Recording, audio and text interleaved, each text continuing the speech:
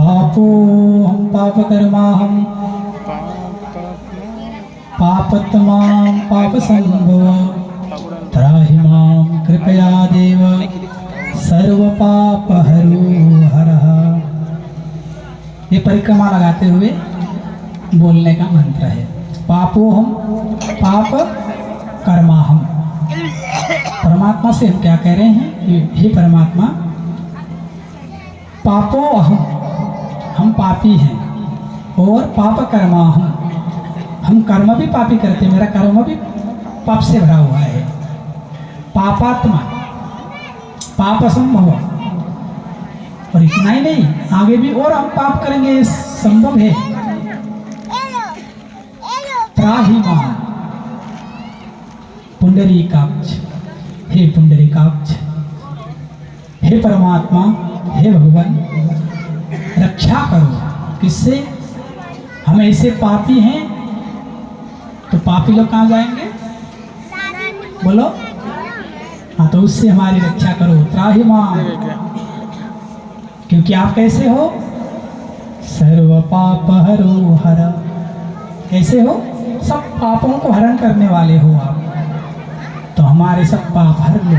ये कहते हुए हमें परिक्रमा लगानी चाहिए। ठीक है, बोलो राधे राधे।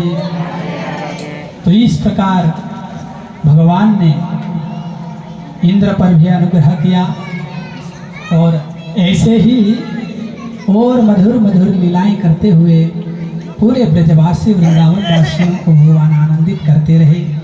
भगवान रोज गैया चराने वही गिरिराज जी की तलहटी पर, कंधराओं पर गैया लेकर चले जाते और गैया चराते।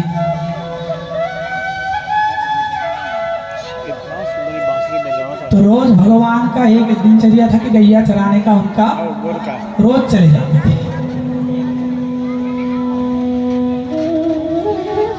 एक दिन भगवान ने अपने सखाओं से कहा, श्रीदामा मधुमंगल तनसुखा मनसुखा धनसुखा, सबसे कहा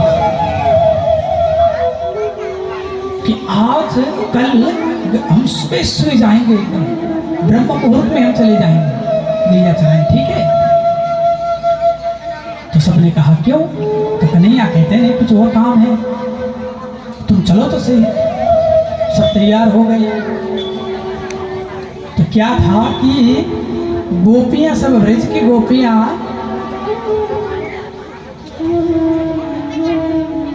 सब भगवान की माँ कात्यायनी की पूजा करने के लिए व्रत सब रखते थे, सब गोपियां। तो हेमंत ऋतु सब गोपियां क्या करती, सुबह सुबह ब्रह्म मुहूर्त में यमुना जी चली जाती और स्नान करके वहीं से माँ कात्यायनी की पूजा करते थे। और क्यों पूजा करते थे सब गोपियां? कात्यायनी महामाये महायोगिन्यधीश्वरी नंद गोपसुतं देवी पतिं मे कुरुते नमः। हे महामाये, हे कात्यायनी, हे मैया,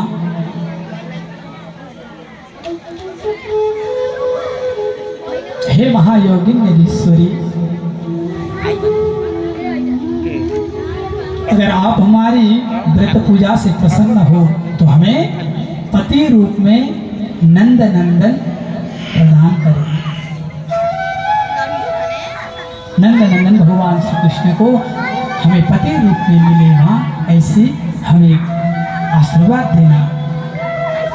गोपियां एक एक कर भगवती कात्यायनी की पूजा करते थे।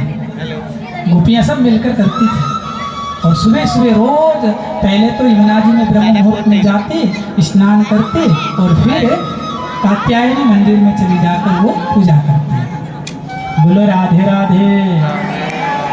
वृंदावन गए हैं तो कात्यायनी माता का दर्शन भी किया होगा। हाँ, गए हैं। हाँ, अगर आप भविष्य में कभी जाएंगे तो रंगनाथ भगवान का जो मंदिर है उसके पास में ही माँ कात्यायनी का मंदिर है।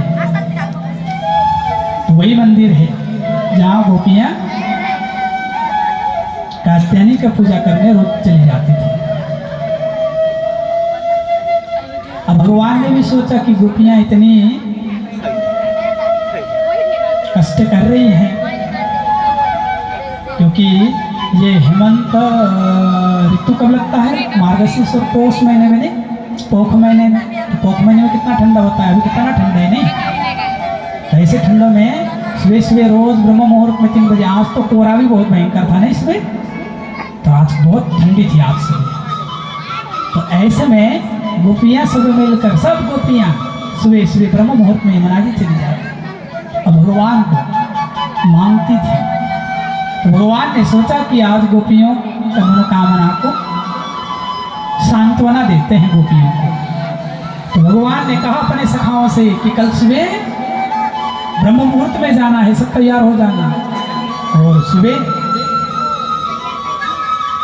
सब सखा मिलकर भगवान यमुना जी किनारे गए। अब गोपियां क्या कह रहे थे, क्या कर रहे थे यमुना जी में? सब स्नान कर रही थी। तो भगवान ने लीला करते हुए क्या किया कि नन्हे से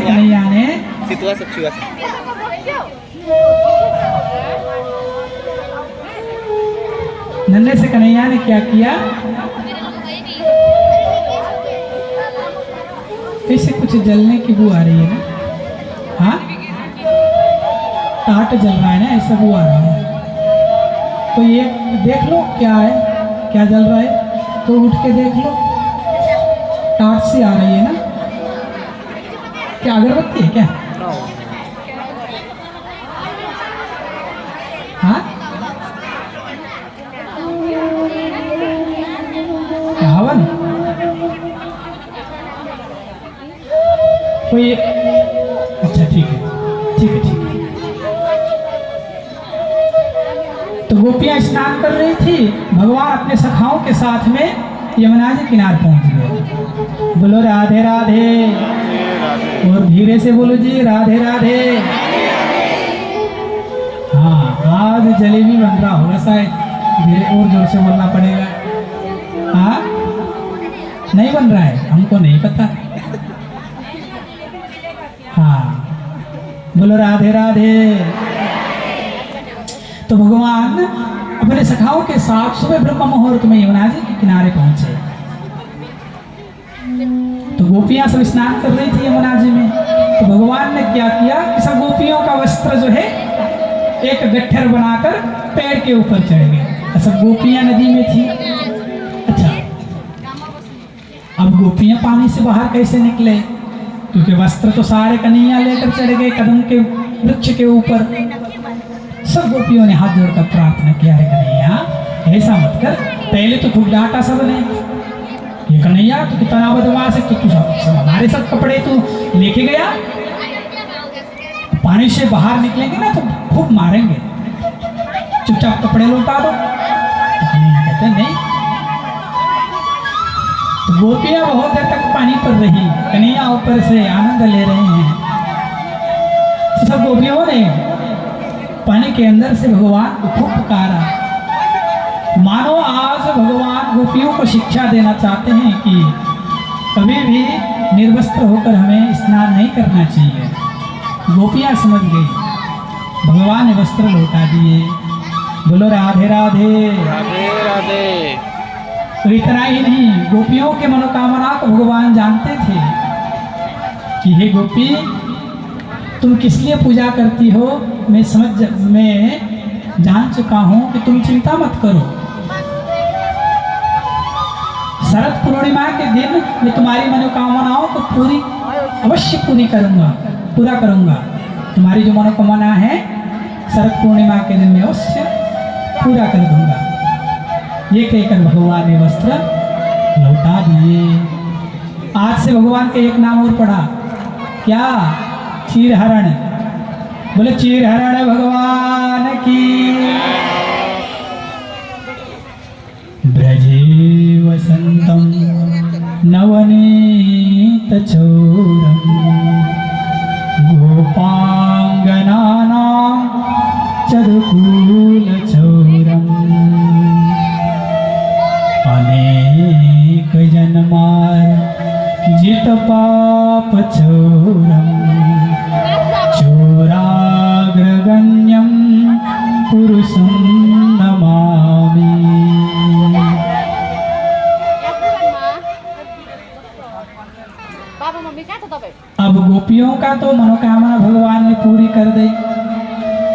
अब सूर्य ब्रह्म मुहूर्त में गए, अब घर लौटेंगे तो गोपियों ने शिकायत कर दिया होगा, नहीं?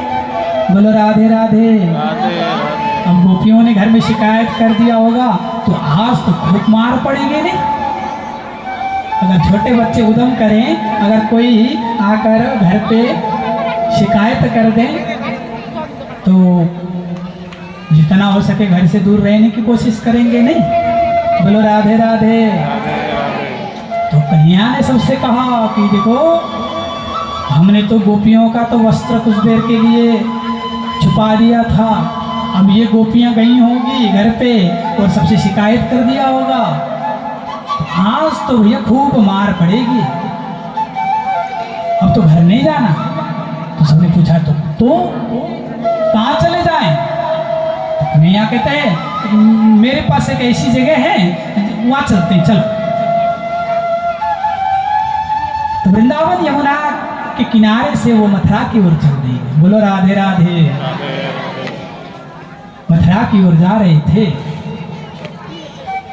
तो बीच रास्ते में उनको बहुत जोर से भूख लगी, और भी गोल बाल साथ में थे, मनसुखा धनसुखा श्रीदामा मधुमंगल दाऊ जी इत्यादि और थे।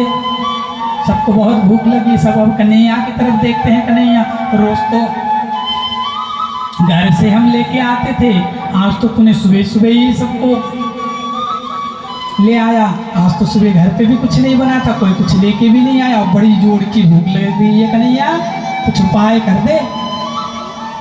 तो कन्हैया विचार करने लगे कुछ ना कुछ तो उपाय करना होगा। तो कन्हैया ने कहा श्रीदामा और मधुमंगल से कि जाओ यहाँ से थोड़ी दूर पर जाओ, वहाँ पर एक यज्ञ चल रहा है, बहुत बड़ा यज्ञ चल रहा है, वहाँ जाकर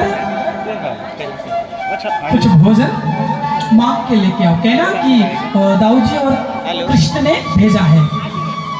श्रीदामा और मधुमंगल चले गए, यज्ञ में पहुंचे और बड़े बड़े वो यज्ञ में बहुत बड़े बड़े पंडित जी लोग हवन कर रहे थे, स्वाहा स्वाहा कर रहे थे। और बेचारे लोग श्रीदामा मधुमंगल छोटे से ग्वाल गोपाल बोलना घोषपुर राय से पता चल तो जाकर उन्होंने कहा यज्ञ के पास में जाने लगे तो पंडित जी ने डांट दिया, कहाँ रहे हो, दूर रहो। तो यज्ञ में शौच और पवित्रता का बहुत ध्यान दिया जाता है, नहीं? होने लगा देखने में मेले मेले से हैं ये, तो आए होंगे कहीं से, तो पंडित जी ने रोक दिया, कहा दूर रहो यहाँ से।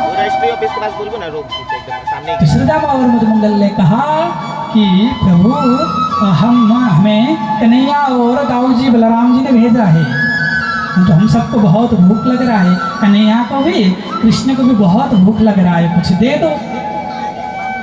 तो पंडित जी ने डांट के भगा दिया वहां से। क्या किया? डांट के भगा दिया। अरे यहाँ पर यज्ञ अभी पूरा नहीं हुआ, पूर्णाहुति भी नहीं हुई, और तुम्हें ऐसे ही दे दे, चलो भागो, शाम को आ जाना, अभी नहीं मिलेगा। ऐसा कहकर पंडित जी ने भगा दिया और फिर गए कन्हैया जी के पास में पहुंचे, कृष्ण के पास में पहुंचे, बोला कि कहाँ है भोजन? तो कहा कि पंडित जी ने तो नहीं दिया, डांट के और ऊपर से भगा दिया, भोजन कहाँ से देते? कहा कि अभी पूर्णाहुति नहीं भाई। तो अच्छा तुमने नहीं कहा कि मेरा नाम? अरे तुम्हारे नाम सुनकर तो और मारने के लिए दौड़ रहे थे, हम तो भगे आए। बोलो राधे राधे। और जोर से बोले जी राधे राधे। किसी का नाम सिफारिश लेकर जाने से कुछ काम बनता है? हाँ बनता है? नहीं बनता। पता है क्यों? एक बार हम गए थे कुछ खरीदने के लिए, किसी ने कहा था हमारा नाम ले लेने उस दुकान पे जाके, तो तुम्हें कम मूल्य में दे देगा।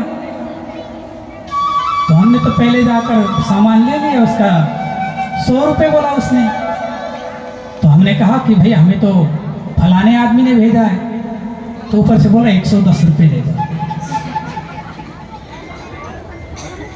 कभी कभार सिफारिश भी काम नहीं करता है ना। बोलो राधे राधे। तो कन्हैया ने कहा, कृष्ण ने कहा तुमने हमारे नाम नहीं दिया, कहा लिया तो और गुस्से में वो और मारने के लिए और भगा रहे थे, हम तो भागते भागते अपनी जान बचा के आए। कन्हैया ने कहा तुम किसके पास गए थे? तो बोला तो यज्ञ हो रहा था, हम तो पंडित जी के पास गए। अरे यार पंडित जी कभी भोजन बनाते हैं क्या? तुम्हें भोजन के लिए किसके पास जाना पड़ेगा?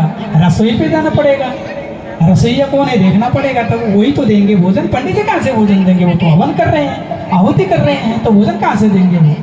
नहीं। तो इस बार जाओ सीधा रसोई पे चले जाना, और वहां पर जो यज्ञ कर रहे हैं, जो पंडित जी हैं, उनकी पत्नियां भोजन बना रही होंगी, उनसे कहना कि कृष्ण बलराम ने भेजा है, कुछ दे दो, तो वो दे देंगे। इस बार चले जाओ। अब डरते डरते फिर दोनों आए, बोलो राधे राधे। अब डरते डरते पीछे से एकदम रसोई की तरफ गए, रसोई के दरवाजे से यूं करके झांका अंदर, ये वो जो यज्ञ कर रहे हैं पंडित जी, जो पत्नियां हैं वो भोजन बना रही थी।